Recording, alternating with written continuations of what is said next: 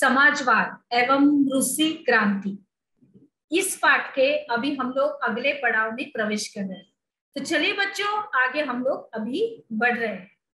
समाजवादियों के पास भविष्य की एक बिल्कुल जो दृष्टि थी वो एक अलग थी।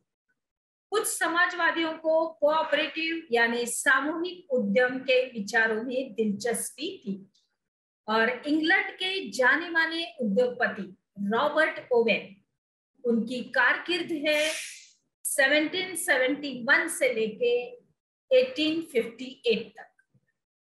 तो इतना उनका कार्यकाल है। तो उन्होंने इंडियाना यानी अमेरिका में नया समन्वय यानी न्यू हार्मोनी के नाम से एक नए तरह के समुदाय की रचना का प्रयास किया था। और कुछ समाजवादी मानते थे कि केवल व्यक्तिगत पहलकदमी के बहुत बड़े सामूहिक खेल नहीं बनाया जा सकते। व्यक्तिगत मनुष्य कितनी तरफ अपना कारोबार फैलाएगा या तो फिर अपना विचार कैसे बनाया जाएगा उसका। और वह चाहते थे कि सरकार अपनी तरफ से सामूहिक खेती को बढ़ावा दे। अभी अगर हम लोग उदाहरण लेंगे तो फ्रांस में लुई ब्लांक, उनकी कारकिर्द है 1813 से लेके 1882 तक।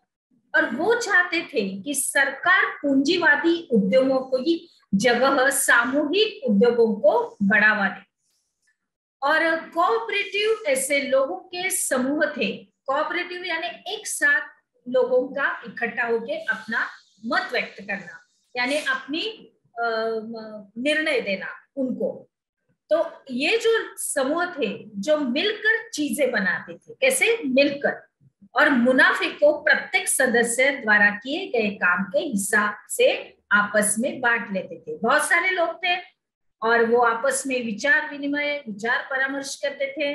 उसके बाद किस तरह से फायदा होगा उसके बारे में चर्चा होती थी और उस तरह से कार्य होने के बाद जो भी फायदा, जो भी मुनाफा होता था वो आपस में हिसाब के बराबर बांटकर लेते थे। आगे अभी हम लोग देख रहे हैं कार्ल मार्क्स। उनकी कारकिर्द है 1818 से लेके 1882 तक और फ्रेडरिक एंगल्स 1820 से लेकर 1895 तक।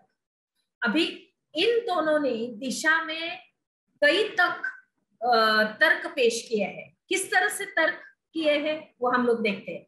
अभी कार्ल मार्क्स का तो हमने बहुत ही नाम सुना है। जैसे मार्क्स का विचार था कि औद्योगिक समाज यानी पूंजीवाद समाज में है और फैक्ट्रियों में लगी पूंजी पर पूंजीपतियों का स्वामित्व है और पूंजीपतियों का मुनाफा मजदूरों की मेहनत से पैदा होता है। और मार्क्स का निष्कर्ष ये था कि जब तक निजी पूंजीपति इस तरह मुनाफे का संचय करते जाएंगे तब तक मजदूरों की स्थिति में सुधार नहीं हो सकता।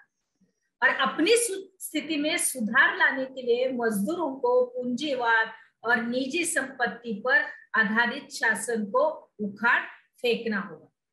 और मार्क्स का यह विश्वास था कि खुद को पूंजीवादी शोषण से मुक्त कराने के लिए मजदूरों को एक अत्यंत भिन्न किस्म का समाज बनाना होगा। इस तरह से उनके अपने विचार थे, उनके अपने तर्क थे, जिसमें सारी संपत्ति पर पूरे समाज यानी कि सामाजिक नियंत्रण और स्वामित्व रहेगा। और उन्होंने भविष्य की इस समाज को साम्यवादी यानी कम्युनिस्ट समाज का नाम दिया। मार्क्स को यह पूरा विश्वास था कि पूंजीपतियों के साथ होने वाले संघर्ष में जीत अंतत मजदूरों की होगी। जो काम करने वाला है, जो श्रम करने वाला है, जो मेहनत करने वाला है, उसी की जीत होगी। और उनकी राय से कम्युनिस्ट समाज ही भविष्य का समाज होगा। इस तरह से उनके तर्क विचार थे। आगे बढ़ते हैं। समाजवाद के लिए समर्थन। अभी 1870 का दशक आते आते समाजवादी विचार पूरे यूरोप में फैल चुके थे और अपने प्रयासों में समन्वय पूरी तरह से लाने के लिए समाजवादियों ने द्वितीय इंटरनेशनल के नाम से एक अंतरराष्ट्रीय संस्था भी बना ली थी। अभी किस तरह से सुधार भी हो रहे थे, समाज की स्थिति भी सुधार रही थी, लोग पढ़ लिख रहे थे, कुछ लोग अशिक्षित थे, और इस तरह से ये सब कुछ आगे आगे चल रहा था।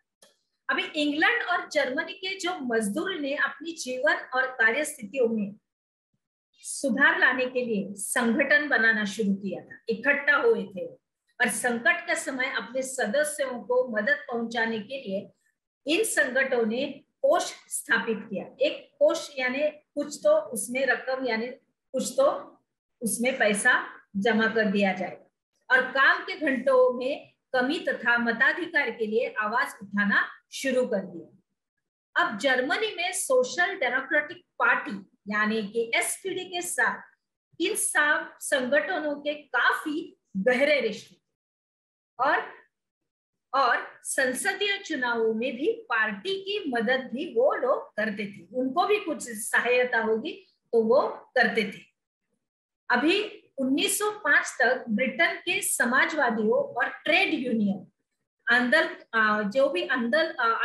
कार्य जो थे, आंदोलन जो करते थे वो कार्यकर्ता थे, उन्होंने लेबर पार्टी के नाम से अपनी एक अलग ही पार्टी बना दी। क्या बना दी? अलग पार्टी बना दी।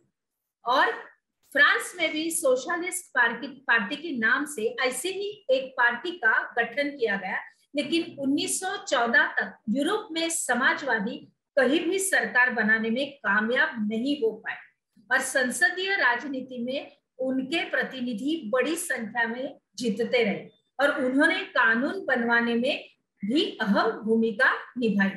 मगर सरकार में जो रूढ़िवादियां थे, उदारवादियों थे और रेडिकलों का ही दबदबा बना रहा। कुछ जगह दबाव भी आने लगे थे, लेकिन ये सिलसिला इस तरह से चालू ही है। रूसी क्रांति यानी रूसी साम्राज्य। अभी 1914 में रूस और उसके पूरे साम्राज्य पर निकोलस II यानी कि निकोलस सेकंड का शासन और मॉस्को में आसपास पड़ने वाले जो भी भू क्षेत्र थे उनके अलावा आज का फिनलैंड, उसके बाद लातविया, लिथुआनिया, एस्टोनिया तथा पोलैंड, यूक्रेन और बेलारूस के कुछ हिस्से रूसी साम्राज्य के अंग थे और यह साम्राज्य प्रशांत महासागर तक फैला हुआ था और आज के मध्य एशियाई राज्यों के साथ साथ जॉर्जिया, आर्मेनिया व अजरबैजान भी इस साम्राज्य के अंतर्गत आते थे। और रूस में ग्रीक ऑर्थोडॉक्स चर्च से उपजी शाखा रूसी ऑर्थोडॉक्स क्रिश्चियनिटी को मानने वाले बहुमत में उनका बहुमत ज्यादा था, उसके बहुमत में ज्यादा थे। लेकिन इस साम्राज्य के तहत रहने वालों में कैथोलिक, प्रोटेस्टेंट, मुस्लिम और बौद्ध ये लोग भी शामिल थे। अभी अर्थव्यवस्था और समाज किस तरह से चल रहा था, तो 20वीं सदी के शुरुआत में रूस की आबादी का एक बहुत बड़ा हिस्सा खेती बाड़ी से जुड़ा हुआ था, यानी रशिया, रूस यानी रशिया, सोवियत रशिया, रूस। अभी रूसी साम्राज्य की लगभग 85% जनता क्या आजीविका के लिए खेती पर ही निर्भर थी और बाकी की सब कुछ उद्योग में लगी हुई थी। तो यूरोप के किसी भी देश में खेती पर आश्रित जनता का प्रतिशत इतना नहीं था और अगर हम लोग उदाहरण के तौर पर लेंगे तो फ्रांस और जर्मनी भी खेती पर निर्भर आबादी 40 से 50% से ज्यादा नहीं थी। अभी रूसी साम्राज्य के इस किसान अपनी जरूरतों के साथ साथ बाजार के लिए भी पैदावार करते थे। रूस अनाज का एक बड़ा निर्यातक था। उद्योग बहुत कम थे, लेकिन फिर भी सेंट पीटर्सबर्ग और मॉस्को प्रमुख औद्योगिक इलाके थे। अभी हालांकि ऐसा अगर देखा जाएगा तो ज्यादातर उत्पादन कारीगर ही करते थे। कौन करते थे? कारीगर ही करते थे। लेकिन कारीगरों की वर्कशॉप के साथ साथ बड़े बड़े कारखाने भी मौजूद थे और बहुत सारे कारखाने 1890 के दशक में चालू हुए थे, जबकि रूस के रेल नेटवर्क को फैलाया जा रहा था और उसी समय रूसी उद्योगों में विदेशी निवेश भी तेजी से बढ़ा था। अभी इन कारकों के चलते कुछ ही सालों में रूस के कोयला उत्पादन में 2 गुना और स्टील उत्पादन में 4 गुना से वृद्धि हुई थी और सन 1900 तक कुछ इलाकों में तो कारीगरों और कारखाना मजदूरों की संख्या लगभग बराबर हो चुकी थी। इतना सब कुछ फैल रहा था। इस तरह से अर्थव्यवस्था चल रही थी और उसके साथ समाज भी बढ़ रहा था। आगे हमने क्या सीखा? इसके अंतर्गत रूसी साम्राज्य के बारे में लिखिए। इस प्रश्न का उत्तर आपको अपनी किताब में लिखना है, अपनी कॉपी में लिखना है। तो चलिए बच्चों, अभी हम लोग आगे देखते हैं और क्या क्या हमें सीखने का है।